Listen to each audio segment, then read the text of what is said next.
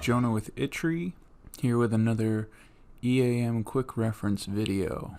This is on how to add a vendor.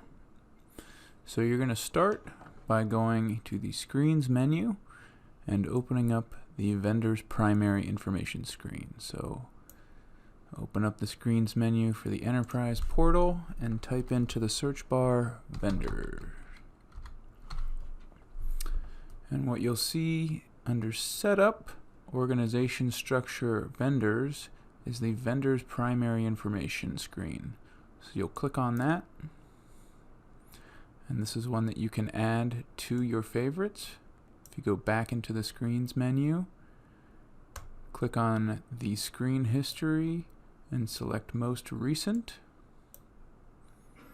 You'll then see the vendor's primary information screen pop up in your screen history. You can click on it once to highlight it, and then click on the blue star to add it to your favorites. Alright, so then we'll go back to the vendor's primary information screen down here at the bottom, and we'll make this full screen. So what you're going to do is search for an existing vendor by clicking on the search magnifying glass, and in the vendor ID, typing in your prefix. So we're going to use JCATS. And then you're going to use a wildcard to pull all of the vendors with that prefix. And that wildcard is the %sign.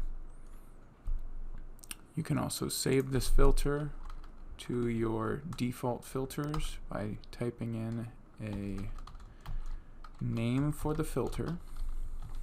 We'll want to make sure that this is active by clicking on the active drop-down and selecting yes, and clicking the Save As button. And then we'll hit Apply Filter.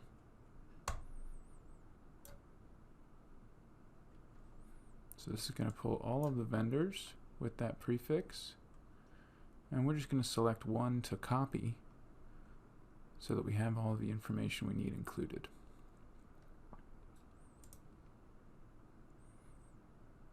Alright, so once we've clicked on a vendor, it'll pull up all that information. We'll just hit the copy button, and it'll open up the record for a new vendor, and you're going to start with a vendor ID that is unique. So all vendors that are relevant for your system are going to need your prefix. So you'll start with your prefix, and then a dash, and then whatever new name you want to give that vendor ID. So I'm making one up in test site. I'll give a name for that vendor.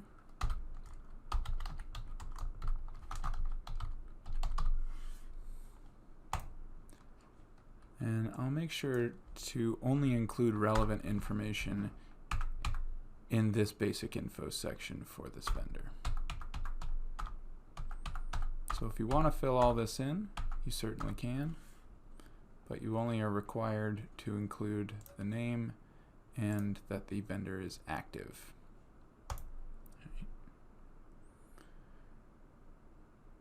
In the functions section, you'll want to make sure that this vendor is capable of providing equipment repair and PMs if this is a repair vendor. If that vendor is providing parts-based services, you'll want to make sure that this checkbox is checked. If you check all of these, there really is no impact. It just enables that vendor to perform those functions.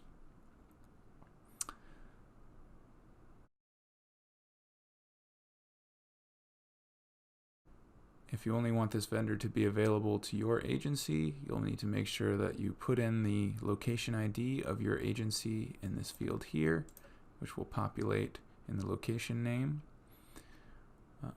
If you'd like to make this vendor available to all locations, you can just click on this Supports All Locations checkbox.